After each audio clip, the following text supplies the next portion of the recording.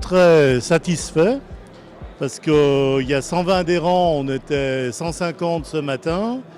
C'est la volonté de ce BTP de s'ouvrir à l'extérieur, c'est-à-dire que beaucoup de présidents du BTP des autres départements sont là.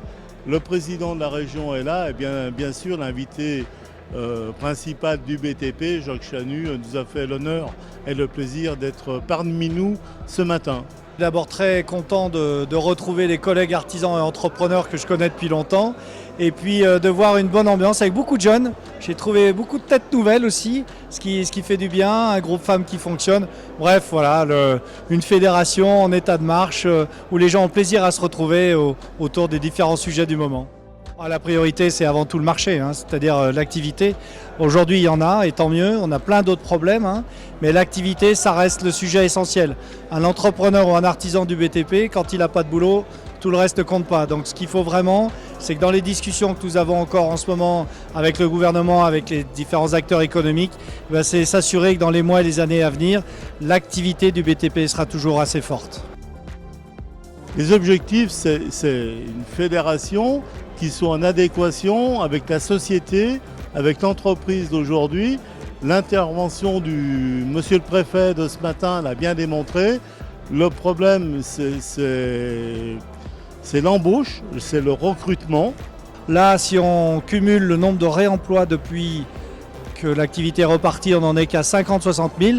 Et pourtant, on est déjà ce que j'appelle en plein emploi qualifié, c'est-à-dire qu'on n'a pas suffisamment de compagnons qualifiés. Donc il faut qu'on travaille sur tous les secteurs. L'insertion avec les GEC, les entreprises de travail temporaire d'insertion, mais aussi avec Pôle emploi. Ils étaient là encore aujourd'hui.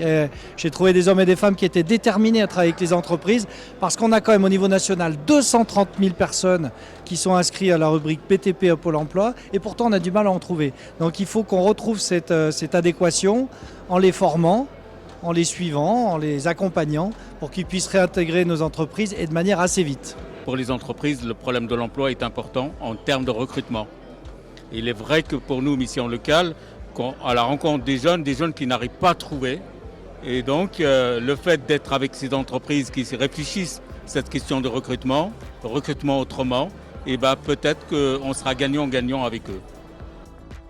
Magnifique réunion, premières assises réussies, une belle assemblée. On reste ensemble liés dans l'acte de construire. L'ensemble des partenaires, que ce soit bien sûr les entreprises du bâtiment, les promoteurs, les bailleurs sociaux. Je pense qu'on est tous réunis là pour être solidaires autour de Patrick Péquero pour ses premières assises du BTP en Savoie. C'est important, on fait tous partie du même monde et on porte les mêmes valeurs.